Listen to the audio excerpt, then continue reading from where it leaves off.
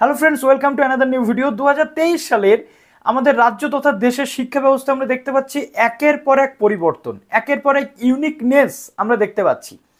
সেটা ভর্তি সংক্রান্ত বিষয় হোক, অনলাইন পোর্টাল, একটি কেন্দ্রীয় পোর্টাল হোক, 4 বছরের এডুকেশনাল পলিসি বা জাতীয় শিক্ষানীতি অনুযায়ী 4 বছরের গ্র্যাজুয়েশন হোক, বা প্রত্যেকটা সেক্টরে একটা ইউনিক আইডেন্টিফিকেশন নাম্বার হোক, বা আমরা যেটা দেখতে পাচ্ছিলাম কলেজ ইউনিভার্সিটির স্তরে এবিসি আইডি হোক, ওয়ান বাই ওয়ান পরিবর্তন, চেঞ্জেস টু চেঞ্জেস, একটা নতুন উষা লগ্নের দিকে এগোতে চলেছে ভারতের শিক্ষা ব্যবস্থা।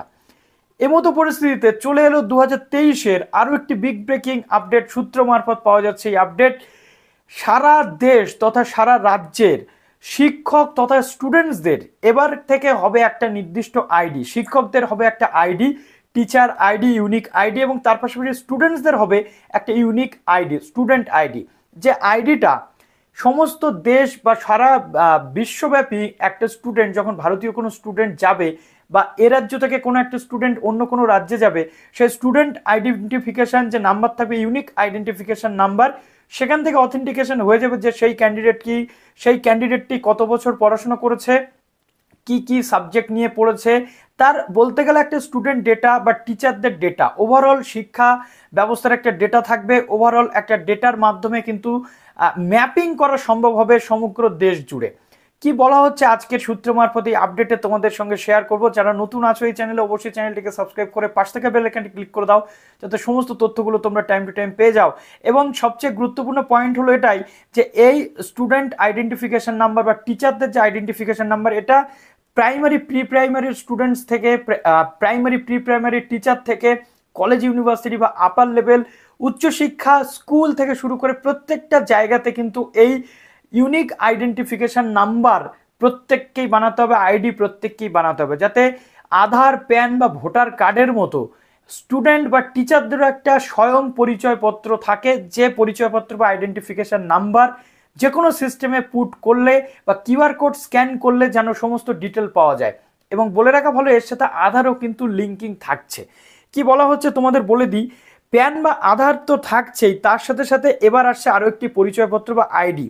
ছাত্র, শিক্ষক, স্কুল, কলেজ, বিশ্ববিদ্যালয়কেও তা কিন্তু তৈরি করতে হবে। সেখানে ছাত্র শিক্ষকের সমস্ত খুঁটিনাটি বিষয় থাকবে। আগামী স্বাধীনতা দিবসেই এই কার্ড তৈরি শুরু করতে চাইছে কেন্দ্র, অর্থাৎ এটা সেন্ট্রাল গভর্নমেন্টের নোটিফিকেশন বা সেন্ট্রাল গভর্নমেন্টের ইনিশিয়েটিভ আসতে চলেছে। কিন্তু কেন হঠাৎ ছাত্র শিক্ষকদের জন্য আলাদা কার্ড বানিয়ে তথ্য ভাণ্ডার তৈরির প্রয়োজন হলো, সে প্রশ্নের সদুত্তর কেন্দ্রের কাছে নেই। কার্যত এ প্রশ্ন তুলেই আইএসআই কলকাতার অধ্যাপক প্রবাল চৌধুরী বাবু বলছেন, এর উদ্দেশ্য পরিষ্কার হচ্ছে না। তাছাড়া এই ডেটা দিয়ে সরকার করবেটা কি? বিভিন্ন মহল থেকে বিভিন্ন মতামত আসছে। ক্লাসে শিক্ষক না থাকা, শৌচালয় বা পানীয় জলের অভাব, পরিকাঠামোর সমস্যা দূর করতে কি এই আইডি কোনোভাবে কাজে আসবে? নয়া এই কার্ডের ভিত্তিতে দেশের প্রত্যেক পড়ুয়া ও শিক্ষকের একটি করে ইউনিক আইডি হবে, ভোটার বা আধার কার্ডের মতোই। সরকারি বেসরকারি সব প্রতিষ্ঠানের পড়ুয়া শিক্ষকের কাছে গুরুত্বপূর্ণ পরিচয়পত্র হতে চলেছে। অর্থাৎ এটা প্রাইভেট, গভর্নমেন্ট বা সেমি গভর্নমেন্ট, অ্যাডেড, আনঅ্যাডেড সমস্ত জায়গাতে কিন্তু এই আইডি বানাতে হবে। কেন্দ্রের নাম দিয়েছে এডুকেশন ইকোসিস্টেম রেজিস্ট্রি, অর্থাৎ এই প্রজেক্ট বা এই যে সিস্টেমটা, এর নাম হচ্ছে এডুকেশন ইকোসিস্টেম রেজিস্ট্রি। সংক্ষেপে কি বলা হচ্ছে, EER, অর্থাৎ এডুকেশন ইকোসিস্টেম রেজিস্ট্রি। সম্প্রতি এই সংক্রান্ত 12 পাতার খসড়া নীতি ওয়েবসাইটে আপলোড করেছে কেন্দ্র। জনতার মতও চাওয়া হয়েছে। কিভাবে কাজ করবে এই কার্ড? ধরা যাক অঙ্গনবাড়ি বা কোনো সরকারি বেসরকারি প্লে স্কুলে শিশুকে ভর্তি করার সময় তৈরি হবে এই EER, আর যার ভিত্তিতে শিশুর নামের সরকারি পোর্টালে একটি আইডি তৈরি হবে এবং তাকে দেওয়া হবে ডিজিটাল কার্ড।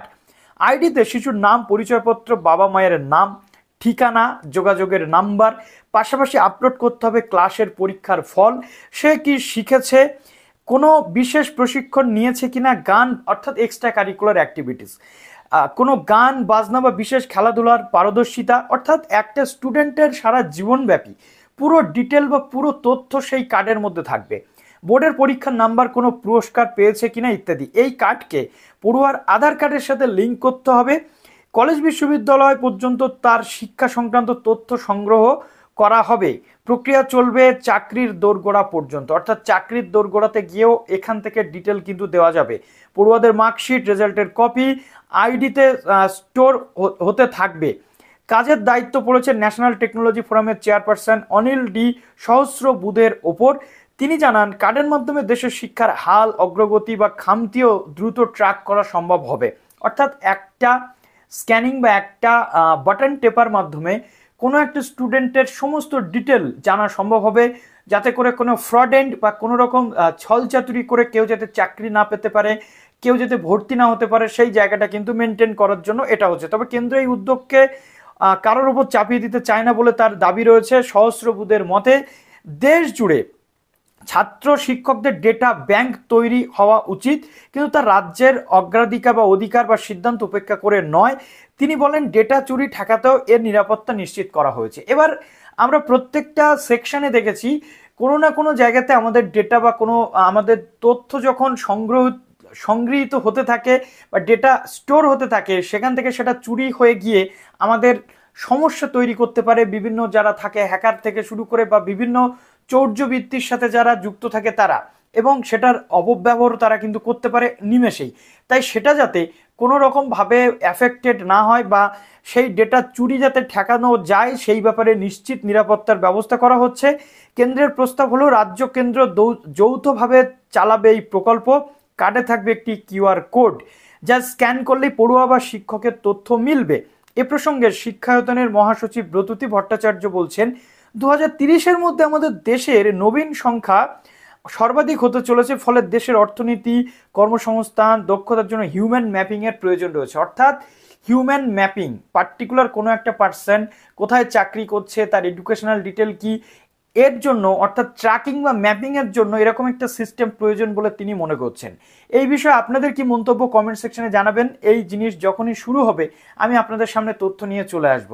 কি মনে হচ্ছে আপনাদের মূল্যবান মতামত কমেন্টে জানাতে ভুলবেন না। ভিডিওটা ভালো লাগলে প্লিজ একটু লাইক করে দেবেন এবং এরকম ধরনের নতুন নতুন আপডেট পাওয়ার জন্য এসডি টিউটোরিয়াল গাইডকে সাবস্ক্রাইব করে পাশে থাকা বেল আইকনটি ক্লিক করে দেবেন। তো চলুন ভিডিওটা এখানে শেষ করলাম। ভালো থাকবেন সবাই, বেস্ট অফ লাক।